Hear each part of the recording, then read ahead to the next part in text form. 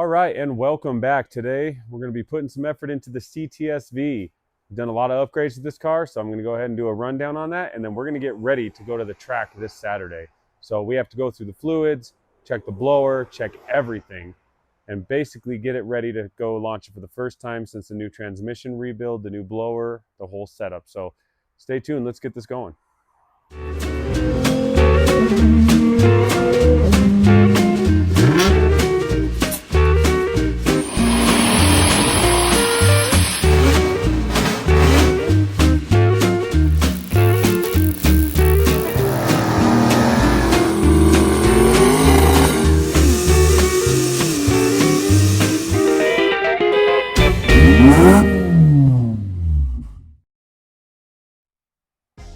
Okay, so before we get started, I have a lot to move around.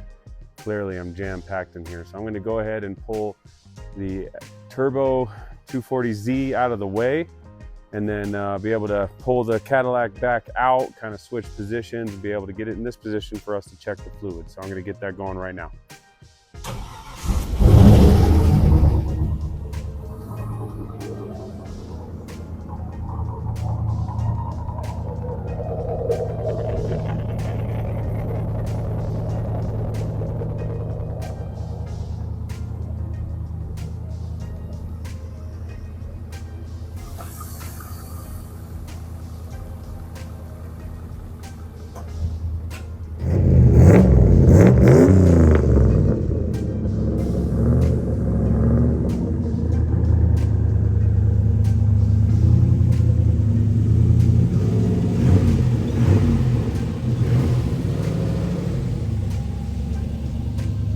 Now it's time for a nice cold start on the Caddy.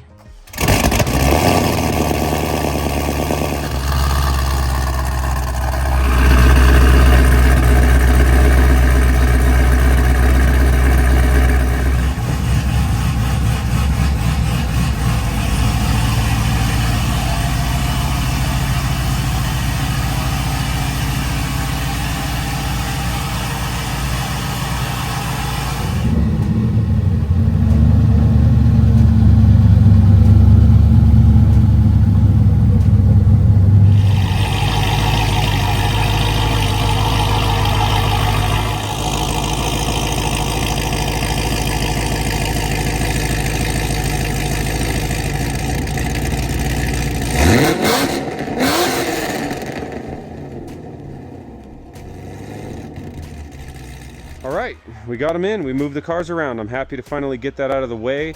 This garage is jammed, so I really need to get some projects out of here. But here is the CTS-V with the hood open. Clearly, it's filthy. It's been sitting way too long. I just don't have time for all these vehicles. But this one is one of my pride and joys. I've taken it to drag week a few times. I really enjoy this vehicle. I tow a little Corvette trailer that you'll see in the back of the shop over there, kind of behind all the junk.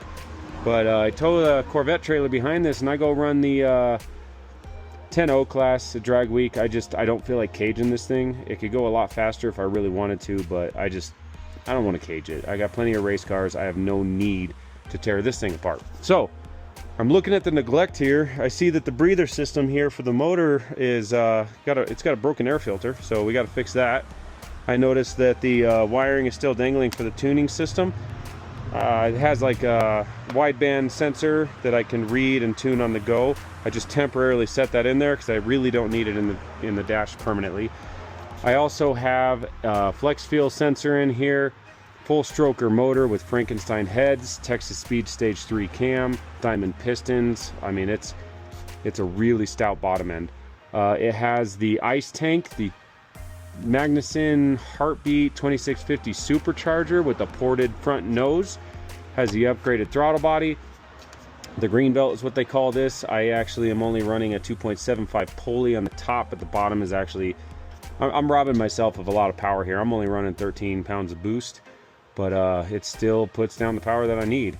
It's got some fresh spark plugs in it, so I don't need to do anything there.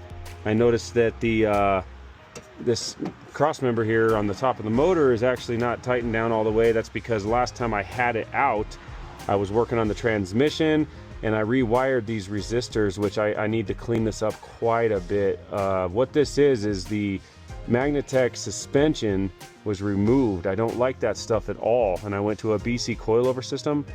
I may change this out to a more modern electric suspension for racing. I haven't decided yet, but this might be converted to a track car, not so much a drag car.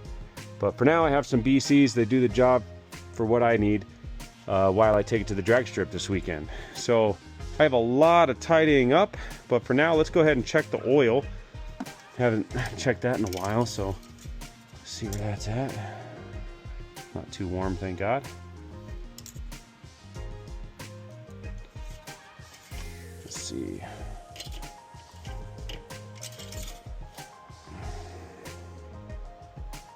Yeah, it's a little low. So we'll go ahead and do an oil change on this sucker. Aside from the oil change, we're gonna go ahead and check this tank. Should be full of antifreeze for the winter. So we're gonna drain that before we go to the track. Yep, we're good. I don't want it to freeze the brick or the front intercoolers. So we're gonna drop that out of the system, throw some ice in there, and make sure that we keep it cool for the racetrack. Man, I really can't stand these AN fittings. I'd like to change those one of these days. But that's here nor there. That's not going to affect me this weekend. So that's good. The antifreezes should be fine. If not, top it off. Yeah, has it in there. We just want to tap off that overflow. Brake fluid is fine. Change it in the future. Power steering fluid seems fine. Check it a little better later. But yeah, so let's get started. Let's tighten some things up and get going.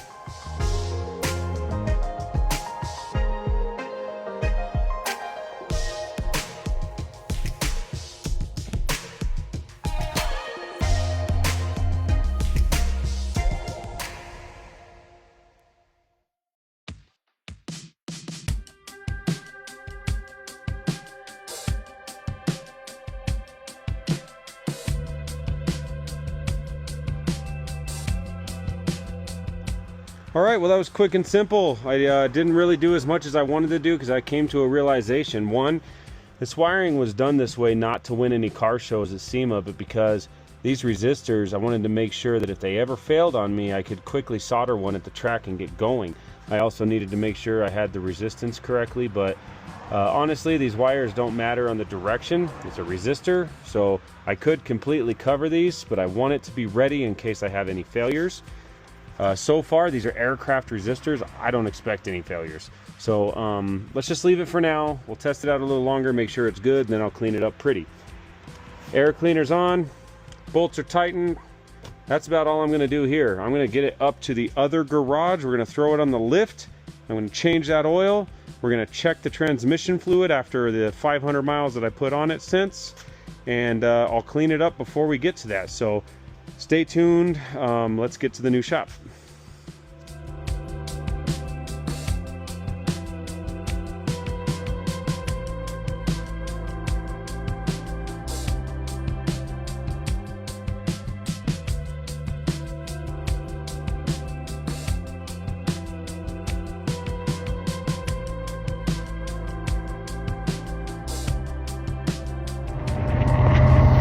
All right, so we have the Caddy loaded. It's on the trailer. You can see it back there. Got all my stuff. Heading up to the property up in Wyoming. We're gonna throw it up on the lift, get some of those things done that I said we wanted to get done before the race. And then hopefully we'll be ready to go for Saturday's event up at the Douglas racetrack. I can't remember the exact name of the track, but it's in Douglas, Wyoming. It's an 8th mile track. Very old school. It's not NHRA sanctioned.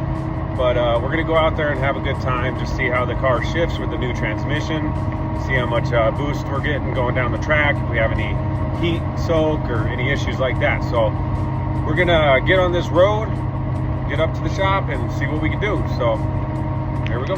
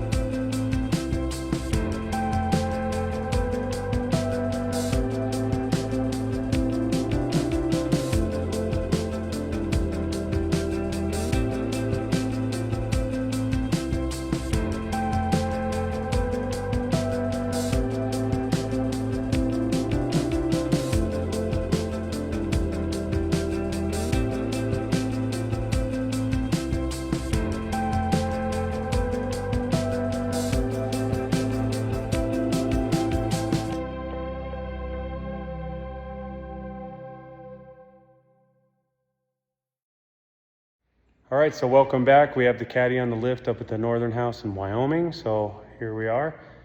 We're gonna go ahead and get started and change the oil, throw on some slicks, and go through whatever we can to get it ready for tomorrow's race. So here's what we're gonna throw on for slicks. We just have a set of Street ET, Mickey Thompson Street ET slicks. They're a 305 4517 on a VMS wheel. It's just a quick, cheap solution to get it out to the track. We'll throw some slicks on in the future, but for now, take it out to Douglas with what we have and see how the new transmission shifts. Okay, so we're gonna go ahead and break these off.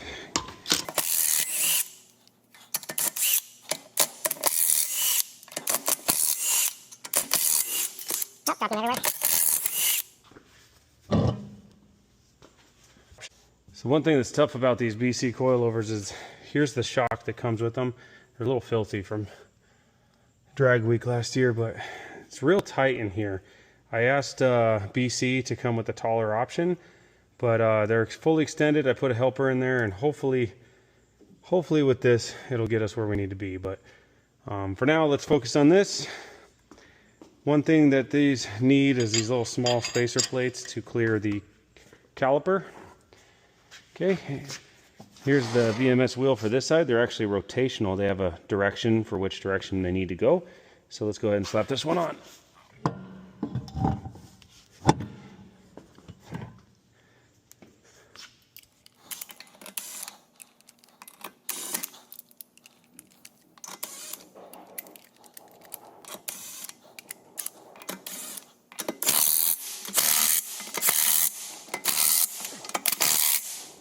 All right, let's go ahead and get the other side on and go from there.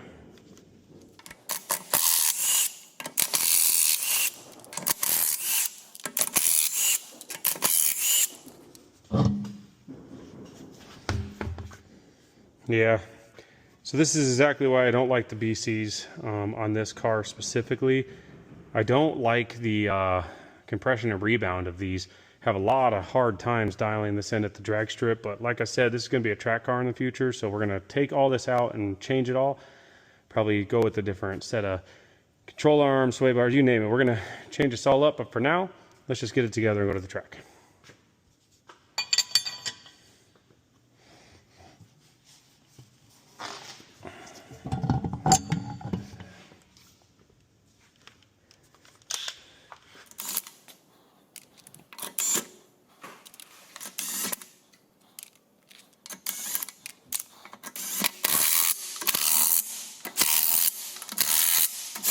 All right, so here we are under the car. I'm going to go ahead and shine up here. As you see, this is the transmission that I have, the 6L90 with the Circle D Stage 3 billet kit and a few other upgrades that I had Mad Dog Performance do for me.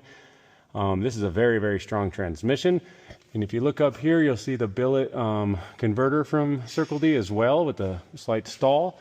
This thing is going to rip pretty good, so I'm pretty excited to see how it does. Has the Cook's headers, nice exhaust. And then we're going to change the oil. Here's a K&P oil filter. You can find them on my website, rrperformanceparts.com. I'll be launching the site here very soon. But we're going to go ahead and take this apart and clean it, and then let's go ahead and drain the oil for now. All right. Let's see how clean or dirty it is.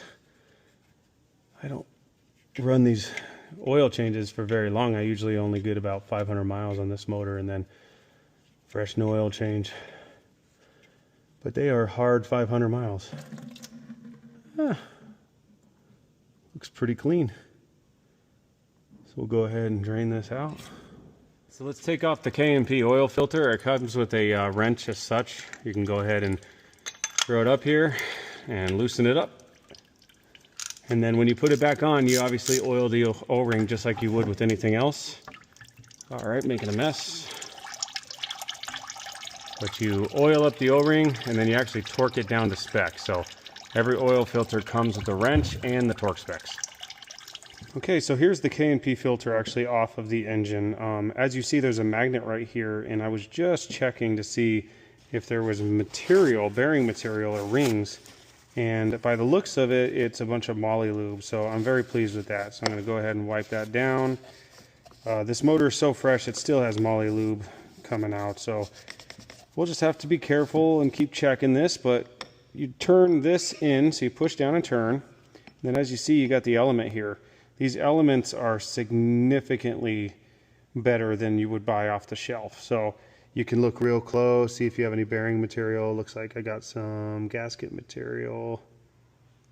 Otherwise, I don't see a lot of flakes. So I'm going to go ahead and clean this out. There's a spring at the bottom, and then as you see, it's just an empty billet shell. So I'm going to go ahead and begin cleaning this, and then we'll get ready to put it back together. Okay, this thing is clean and ready to get put back together. I see no pieces in there. I put the spring back in as such. This thing is clean as well, so you just push it down like this. Push, turn, and that's all you got to do. I'm going to fill it up with some Brad Penn, and I'll show you that here in a second. All right, so now that it's on the ground, what flavor of oil are we going to go with? We're going to go with a Brad Penn green motor oil. It's the synthetic blend. They don't make the synthetic anymore. They make the blend in the green oil. 1030 will make that work, but I always like to go with the good oil in my motor, and between this and Royal Purple, this ought to do the trick. So I cleaned up the engine bay. As you can kind of see here, it's much nicer than it was in the last video. Well, previously in this video, I guess. So I'm going to basically take this off here. That's where the filler goes. It has a breather that goes to the breathing tank that has a new filter, as I said, and then it goes back to the intake. So I just cleaned this oil filler up here, this funnel, and we'll go ahead and begin filling.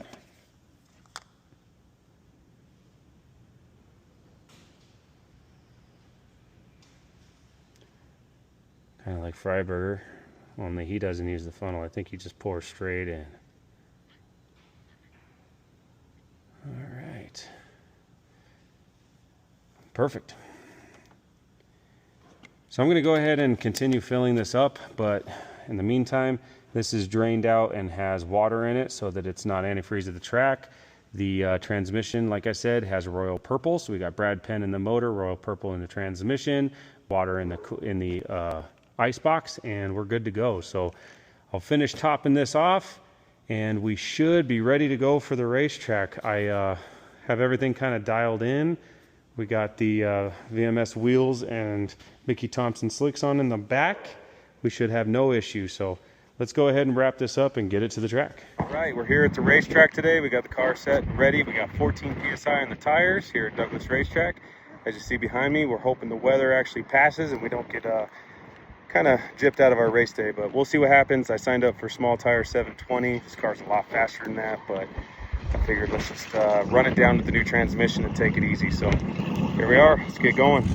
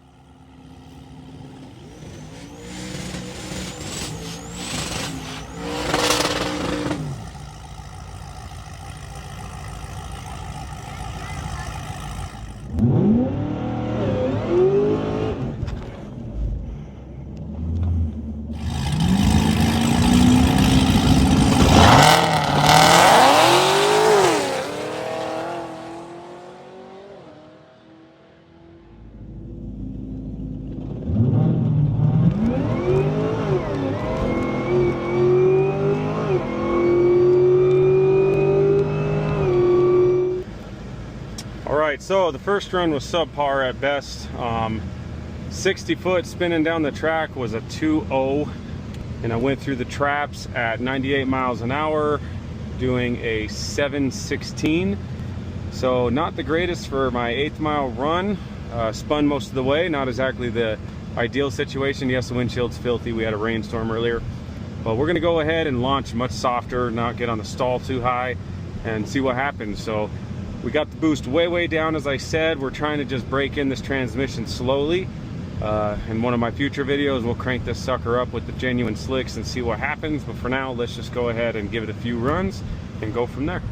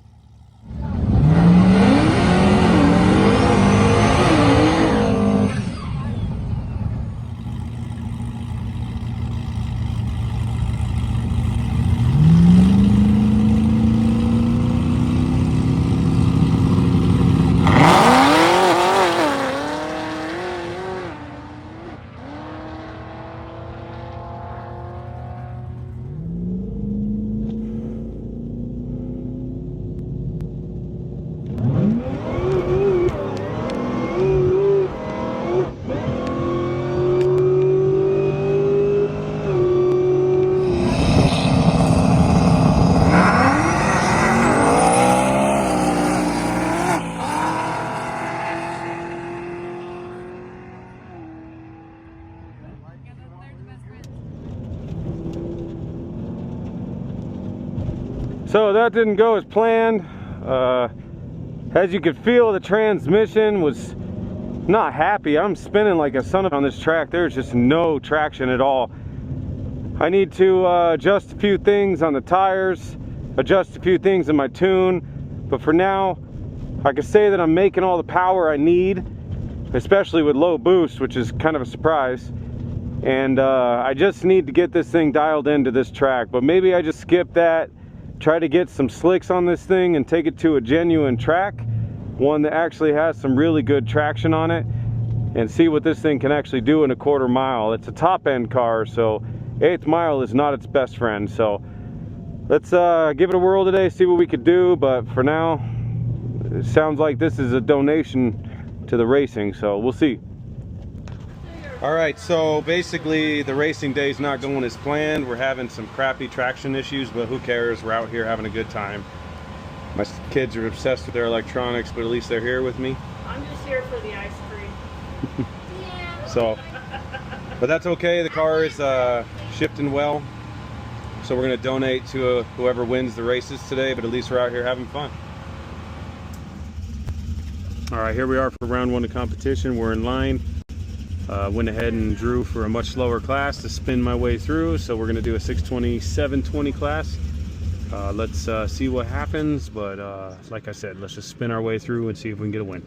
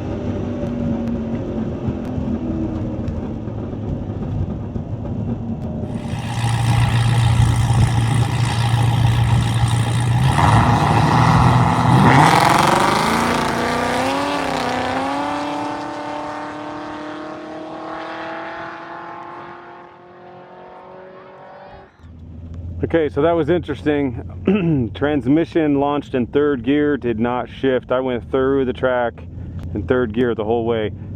I got a lot of dialing in to do, but that's all right. That's racing, right? We try things, tune it out, we'll go from there. So we'll see what happened on that run, decide if we're gonna run 720, and then go from there. So.